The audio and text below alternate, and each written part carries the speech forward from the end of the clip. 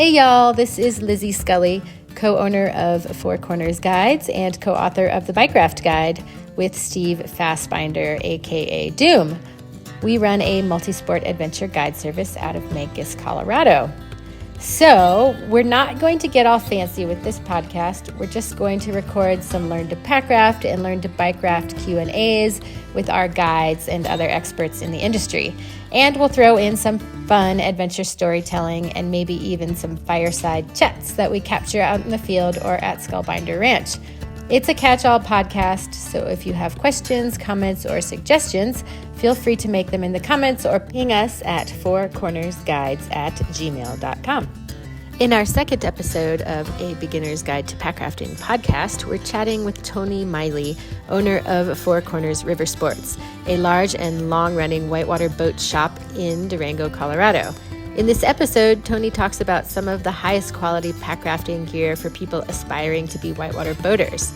Four Corners does not sell all the available whitewater boats or equipment, such as Kokopelli rafts or any of the numerous whitewater paddles out there in the world. But this Q&A and overview will give you a great place to start if you're exploring opportunities to go whitewater boating. How's it going? My name's Tony. I'm one of the owners here at Four Corners Riversports. I have been here since 1999. The store's been here since 1983. And we specialize in kind of whitewater, river rafting, kayaking, pack rafting, paddle boarding, kind of all that good stuff. The pack rafting community over the last few years has grown dramatically. We have so many unique rivers in this area flowing through the desert Southwest that offer great multi-day opportunities, single-day trips, lots of good rivers that are hard to access, by other means. Carrying your boat in is really kind of the only option in some of the cases. People have been doing bike packing trips and climbing trips and all kinds of stuff where they've added on to it's not just boating anymore. You've got like a whole nother way to a whole nother group of things to go do out there. And Packrafts really offered a unique way to carry gear like that. I mentioned earlier we kind of focused on selling the whitewater oriented Packrafts, mainly the Wolverine, the Valkyrie, and the Narwhal. All of them have the ability to be a skirted boat or open as a self-bailer. In this area, we find we have warm weather, really cold water in a lot of cases. The skirted boats tend to do a little better for us. I've seen Packrafts down in Costa Rica where the self-bailer made absolute 100% better sense. People could jump in and out of it more easily. The water's 70 degrees and you don't need to be sealed in there to stay warm. The skirts really, we find, help in this area with the cold water, keeping it from constantly being on you. Gear-wise, a few essentials that you want to have every time you go out. Obviously, your paddle is going to be one of your first and most important things. It's your connection to the water. They kind of run the gamut. You can spend as much or as little as you want on a paddle. What you're getting for when you spend more money tends to be you're going with a carbon fiber, fiberglass paddle that is significantly lighter than something that's going to be, more of a basic starter paddle. This is going to be an fiberglass shaft, but injection molded blades, kind of like a carbon injection molded plastic. So not going to be as stiff. It's going to be heavier. Durability wise, these are a great way to start out. They can take a ton of abuse. In the long run, most people, your first paddle is certainly not going to be your last. Paddles are one thing you upgrade. Like I said, it's your connection to the water and having that nice light feel in your hands. It's a really important part of the experience. And then as you do longer and longer trips, say a 10, 15-day Grand Canyon trip, 275 miles, every ounce you'll feel it after paddling that far. A nice paddle goes a long way. The other thing to look for with paddles is a lot of times for packrafting, you want a paddle that breaks down into smaller pieces if you're going to be doing a lot of hiking with it. This is great for packing. If that's not your main focus, If your main focus is more river running, you can get a 2-piece and get this 1-piece solid paddle. They tend to be a little lighter because you lose the joints. All these joints, that's going to be your weak spot in any paddle. So the more joints you have, you can have a little bit of play or a potential weak spot. If you're not using them to pack in and out a lot of places, consider maybe a 2-piece or a 1-piece paddle. If you are packing them around a lot, 4-piece is kind of the best way to go. So these are all going to be kind of geared towards general river running. Aquabound makes this one. This is called the Shred. It's your injection molded blade, kind of more starter paddle. And then this is called the Whiskey. This is probably the lightest whitewater packraft paddle that we carry. I would say maybe if you're running a lot of shallow, rocky rivers and stuff, this isn't going to be your best choice.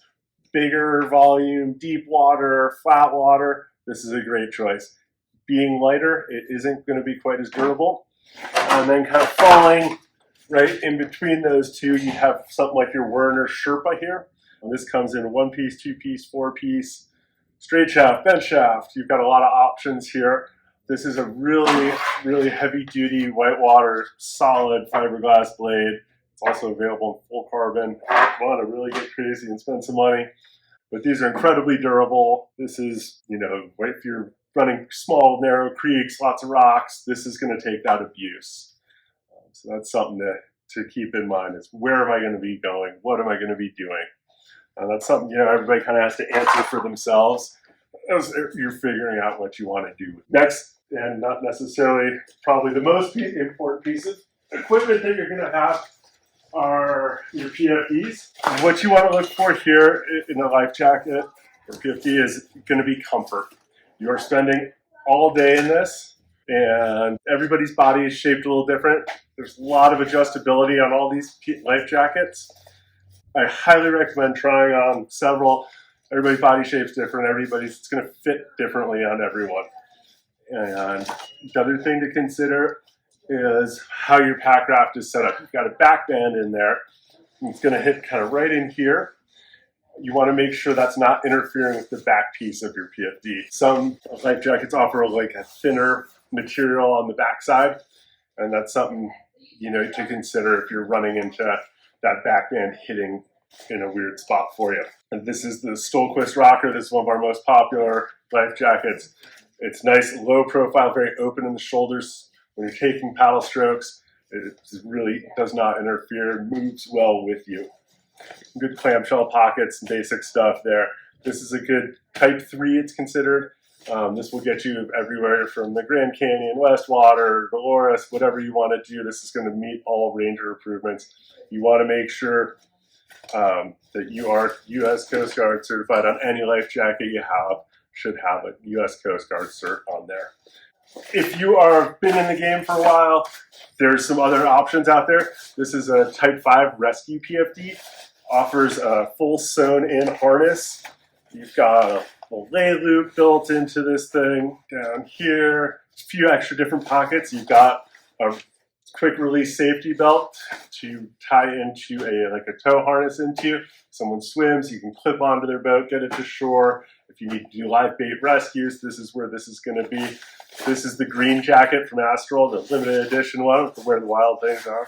Kind of fun print on this thing. But this is kind of one of our best-selling Type 5 PFDs. Not necessary if you don't have the training or the skills to perform swiftwater rescue. This is overkill and more likely to get yourself into trouble trying to use some of these features. But for someone who's had swiftwater rescue training, this is kind of going to be your go-to safety jacket. Again, that's the Stolquist Rocker, Astral, green jacket. Those are just a couple examples. Kokatap makes some great PFDs as well. So one thing you do want to stay away from in a whitewater situation is any kind of inflatable PFD. People see these in our store. We do carry them. Lake fishermen, paddleboarding on the lakes, that kind of thing. This is perfectly acceptable for lake use. In a whitewater situation, this is one, it's not going to get you through any river ranger station ever. But this is not designed to instantly inflate when it hits the water. This has a pull cord. There's a lot that could happen to you between the time that tip over, and if you're even conscious to pull the cord, this is not going to save you. I do not recommend ever using this in any kind of whitewater situation. Next item, helmets are something that we really recommend people use. You'll see people out there without them. PFD, it's called a life jacket. Buy a new one, buy a good one, don't buy it used. Next most important thing from your life, we're gonna go with your head. And the helmet here is pretty important. Finding one that fits well and is comfortable. Because again, much like your life jacket, you're gonna be in this thing all day long in a lot of cases. My favorites are the Sweet brand helmets. They've got a couple different models. This one's called the Strutter. Packrafting and anything that is not scaring me, this is kind of my go-to helmet. I love having a little baseball brim. Out here in the desert, we get all kinds of sun. Cut down on that reflection, keeps the sun off your face. Not quite as burnt at the end of the day. And they have this great little adjustment here in the back. That's not even strapped on, it's staying on. You want something snug, but not uncomfortable in that. If you're running something more difficult or just want that added protection or added warmth, springtime is cold, really cold water, often cold temperatures. Sweet Wanderer, it's a little better coverage, comes down further in the back, more on the sides. There are also removable ear pads to kind of keep your head warmer. These are a great class 4 or 5 helmet, anything that's scaring you. If you want that extra protection, want that warmth, this is a great choice. Price-wise, it's also a really good value. I think it's one of my best values. It's $130. Carbon, injection molded carbon into this thing. It's stiff, but not so much that your head's banging around in there. So those are a couple of my favorite helmets. Again, comfort is key because you're going to be in this thing all day. Moving on, footwear. Let's talk shoes. A couple of my favorites, Astrals, I've got them on. I wear them as street shoes. When they get too stinky here, they move into my river bag. And it's a continuous cycle for the last 10 years. This is the Brewer, and Brewis is the ladies' version. Super sticky rubber sole. This is a low top. A lot of people like it's called the Wrestler. A little higher top does protect that ankle bone, which is really important if you're portaging, scouting, scrambling around on rocks, or hiking in or out of somewhere for that matter. The high top is definitely kind of a nice option. This is another shoe by Rocky, it's called. Nice, really firm sole, lightweight upper, drains really well. This shoe does really good longer hikes and that kind of thing. Still a fan of the Astro, but I think that is also a good choice. Moving on, let's take a look at dry wear and wetsuits. We can talk about that kind of difference here for a second. So I don't really recommend wetsuits to a lot of folks. If you're on a budget, you need to stay warm, you're going to get out there one way or another, you can find wetsuits pretty inexpensive. They will keep you warm. They're kind of clammy. You're wet. And they're not super comfortable because they're real tight on you, even when they're kind of broken and fit correctly. I really try to push people towards buying a dry suit. It's basically you're wearing a full Gore-Tex ski suit that doesn't allow water in. Couple of my favorites. This is the Kokatat Icon. This is going to be a back zip dry suit. Back opens up, climbing through there. You've got Gore-Tex socks built into this. And kind of one size. You get a little bundling in there, but it's not too bad. This is the men's version with a relief zip in the front. There's a women's version with a drop seat because there's nothing like having an emergency and having to get out of your dry suit in a hurry. No fun. The other thing to look for in a dry suit, if you are using a skirted boat, has a double tunnel. So your spray skirt pulls up over this, and then this comes down over your spray skirt. It really helps keep water sealed out of the boat. You're still going to get a little through there. There's no avoiding that, but double tunneled dry suit is definitely a good way to go for skirted boats, similar to like a hard shell kayak would have, that it's going to just double up seal there. If you're not using a skirted boat, there's not necessarily a reason to have this, but it won't get in the way. I generally recommend to folks to get one with a double tunnel in case you ever do decide to go with something with a skirt, whether it's a hard shell or a skirted pack raft. Again, that's the Coconut icon. Another nice one is the NRS Axiom. This is a front zip, so it's a little easier if you're doing solo trips. The back zip's great, but you kind of have to have a buddy. You can do it by yourself, but you need to put a strap through that zipper and you're doing some funky yoga to get it on and off. Front zip dry suit here comes diagonally across the front here. Still has that nice double tunnel. This is the full these suits are the full Gore-Tex Pro Shell, highly breathable and just some of the best material out there. One thing I'd like to mention with dry suits and any kind of technical gear like that in particular, you're purchasing a Gore-Tex suit. Gore-Tex is designed to be highly breathable. A lot of people will put on underneath these layers like some sort of neoprene or non-breathable type layer. It's defeating the purpose of the Gore-Tex. So always make sure you're wearing something like a Merlino or a polyfleece kind of material that's going to breathe and allow moisture to escape out of there. But don't put on like a hydroskin or some other kind of thin neoprene layer that's not going to breathe. It'll just clam up inside there and you'll be less comfortable. And they make some really nice union suits, one-piece zipper suits from both Coconut, NRS, Immersion Research, all make really nice ones. A couple other little odds and ends, things to take along in your boat and things to not do. Let's talk carabiners for a second. What we've got here is 3 different types. 2 locking. One's a screw lock, one's a twist lock. And one here is a non-locking beaner. We get a lot of questions. People show up with a non-locking carabiner and they'll put it right here on their life jacket. And then they'll get in their boat. And you can see in there, you got your thigh straps, you got a back band straps. And what can happen if you have your non-locking beaner and you're sitting in there, you're pushing around, it can clip through one of those straps or rope or anything. There's nothing stopping it from just getting pushed in and open. And now all of a sudden you are permanently attached to your boat. You can't reach back there. You don't know how or why it's happening. But non-locking beaners are a safety hazard out on the river. Something to keep in mind. You should never have one of these clipped anywhere inside on your boat, your person. They're good around camp, maybe for hanging stuff. I don't know, drying line. That is the best place I can think of to have one on the river, and I really wouldn't recommend even bothering to carry them.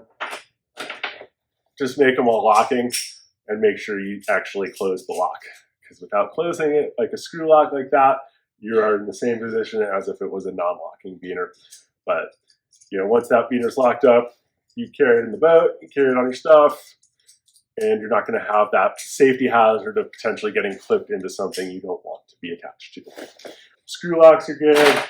These are almost even better. This is just a twist lock. You push and twist, and that pops open and it automatically locks. You can't mess this up. That's probably the safest way to go if you're unfamiliar with kind of dealing with carabiners on a regular basis. Other important safety, little Fox 40 whistle, $7 piece of equipment can save people's lives.